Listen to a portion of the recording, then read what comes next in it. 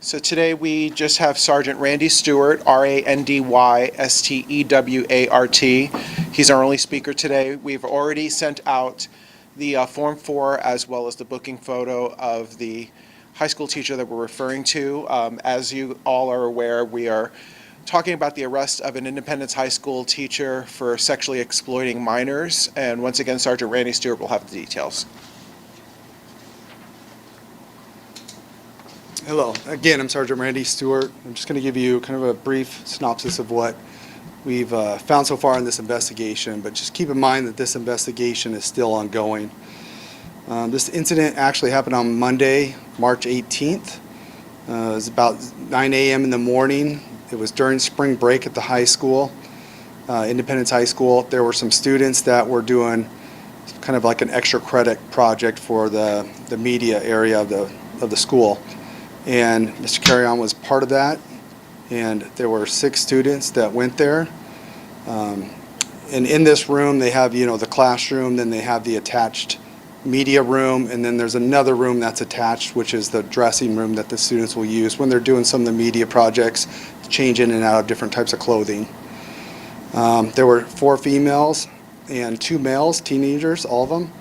And when the 2 males went to the dressing room, one of them actually noticed a charging block. And in the charging block, he noticed that there was a little pinhole lens in it, and that was actually a camera. So he took it out of the wall where it was plugged in at, and then showed it to one of the other students, the other male student that was in the room with them. They're also able to take out the SD card that was in that charging block. Then went out, they discussed it with the other 4 females that were part of the project. And then they went back to the room and started looking to see what else they could find. They ended up finding another charging block that was plugged into the wall, along with a clock, which they found a lens in. The students, as they were doing this, Mr. Carrion discovered that one charging block was missing. And then he started beginning to ask the students what happened, where's this at, started talking about how it belonged to the maintenance staff. And then eventually got to the point where he was checking the students' pockets, making them empty out their pockets, check their backpacks, and acting kind of frantic is what the students noticed. The student kept it hidden, ended up saying that he had to leave, and then the students ended up leaving, and then eventually went home where they contacted the police. We responded, took the initial report. Our investigators immediately started working this. They did end up serving a search warrant to actually retrieve what was on the SD card that the student saw, which were 4 of the female students in the room changing at various different states of being undressed. And then they were also served a search warrant on the home. I can tell you as far as there are items of evidence that we recovered from the home, but that those items are still being processed and that part of the investigation is still ongoing. So yesterday afternoon, late afternoon, Mr. Carrion was placed under arrest. And I can tell you he's charged with 4 counts of voyeurism, 4 counts of surreptitious recording, and also 1 count of exploitation of a minor. Does anybody have any questions? Is there any reason to believe that there could have, obviously the students found 2 others, total of 3. Is there any reason to believe they could have missed any and there could have been more in the classroom? Yeah, so they were pretty thorough about going back to the school. I can tell you that the school and the SRO that works there have been very helpful in this investigation. They did end up recovering one of the charging blocks. So let me back up, one of the SD cards, which I could tell you that was actually deleted, but we do have obviously some items that help us recover some of that images. And those images that were on that of the recording did match what the student had taken before, but from a different angle. So it was one of the SD cards from one of those other 2 devices. Of how long this was going on? So that again is part of that ongoing investigation.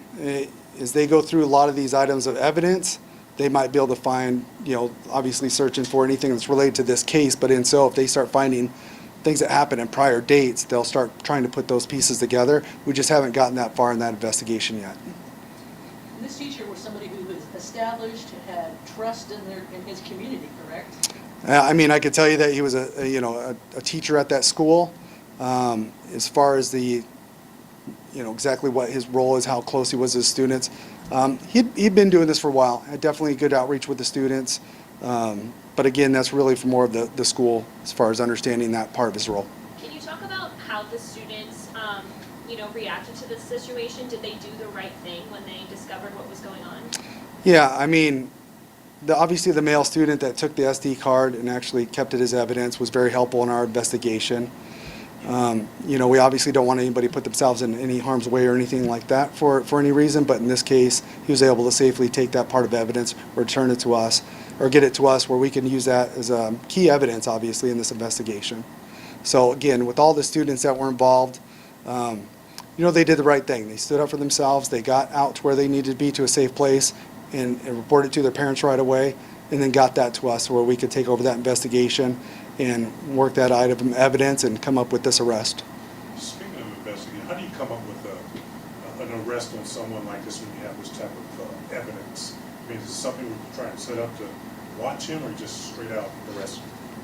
Yeah, I mean, once the evidence was processed, it was just a matter of getting everything processed and getting the investigation where they need to be. They feel comfortable with making these charges. Once those things were in place, they were able to locate them and arrest them. Just to confirm, how many cameras were found in this case? So the students had found 3 cameras. I believe we recovered one of those so far, plus the SD card that went to one of the other cameras.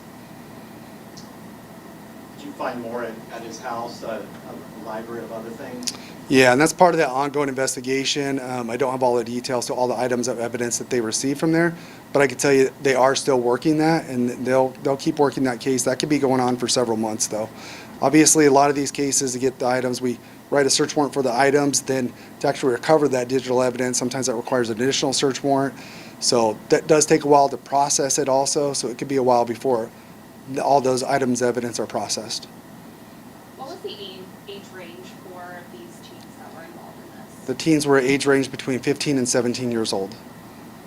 And he used spring break extra credit. Can you talk a little bit about that? Was that something that was legit? Did he just make it up? Did the school know anything about it? Yeah, I mean, as far as the details, from what I know, it was something that the students arranged with the teacher for extra credit, but beyond that, I don't have any further information on that. How's the suspect doing right now? I mean, we've heard rumors he might have been taken into psychiatric evaluation. Yeah, I mean, I could tell you that we picked him up yesterday, placed him under arrest. I didn't really get any specifics, though, about his state or anything about that. Is he a family man, or just called him a teacher? Yeah, I know he's a teacher, but as far as his personal life, I just don't have a lot of information on his personal life at this time. No previous records from this till now? Nothing that we're aware of, no. Can you explain from when the students found the cameras to when the police department went in and got the evidence of the extra cameras that you guys were able to find? So the exact time frame from the students reporting us receiving that one block with the SD card and getting another, I don't know the exact time frame, but I can tell you, obviously, it's been part of that investigation from that point to where we are now today. Are you guys obviously looking to see if there's any other victims than the ones that were on the SD card? Yeah, so obviously the search warrants we're covering is for this particular crime, but if other items of evidence are discovered during that might relate, then that will open up doors to other investigations. Just have not gotten that far yet. Not sure if you're able to comment on this, but I think just with a lot of new technology coming out, cameras are getting smaller and smaller. Can you kind of explain what this camera looked like, or what somebody could keep an eye out for if they do come across maybe a situation where they think somebody might be filming them? Yeah, and that's a really good point, because it's not just, we're talking about this incident at school, but we know this is a issue elsewhere that goes on in other places. A few things, just always be aware of your surroundings. When something doesn't look right, maybe take a look at it. The device in this particular case was, imagine just a regular charging block, just those little cubes. And it just had a small little pin-sized hole right above where the USB cord would go. But it was a lens, and you could tell if you're looking for it that that's what it was. And in most cases, you can still see the lenses if you're looking for it, but they are difficult, and there's various ways that those can be hidden, unfortunately. So the best thing to do is just be aware if something especially looks out of place, doesn't look right, look into it, especially if you're in a place where you're wanting some privacy. These are obviously kids that were in school, 15 to 17, still pretty young. what's kind of your message to, you know, the fact that these kids were paying attention to their surroundings and were able to spot that something was wrong? And, you know, unfortunately, there were some photos and videos on there. I mean, this could have escalated to something worse. I know we're still obviously in an open Right. investigation, but can you kind of speak to that? Yeah, I mean, as far as the students in this particular case, obviously they were brave in taking matters in their hand and not just ignoring something that they saw that wasn't right. And that was the biggest thing, is that they knew something was wrong and they took the appropriate actions to try to figure out how to deal with that situation. And in this case, it was taking the item, going and talking to their parents, which eventually led to reporting to the police. How are the kids doing? I mean, this is an invasion of privacy here. You're supposed to be safe at school. I mean, how are they? Yeah, I can tell you that there is obviously some emotional, they're emotional about it, obviously. This is very upsetting. I think any of us, even as adults, would be upsetting, especially when it's somebody that you trust and that gets, portrayed. And it's something that they will deal with. We will definitely do whatever we can, as far as we do have victim assistance services, and that we'll do whatever we can to help them out to get through this. Possibility of maybe there are other victims. This possibly could not be the first time. What should parents look out for if maybe they think their kids, have gone through this and somehow don't say anything kind of thing? I mean, how can you talk to the parents about, what to do if they think something like this is happening to their kids? The biggest thing is to have an open dialogue with your children and be honest about the reality of what we face in our world. And when you see things like this that may affect them, have that open dialogue, talk to your children about these things, make them aware of situations that they may come across someday, so that when they do, that they're a little more prepared for it. What else? I mean, you covered a lot. Did the kids express any red flags about this teacher beyond this incident? There was none that was brought to my attention at this point.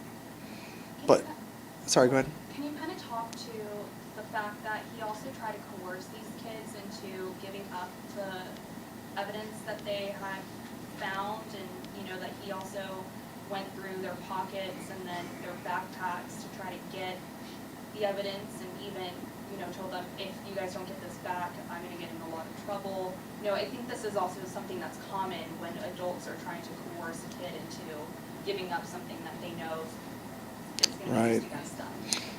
Yeah, in this case, we know that there was a frantic act. He knew that he was caught, and it showed by the way his actions were, in kind of a desperate way of trying to get that items of evidence to keep himself out of trouble.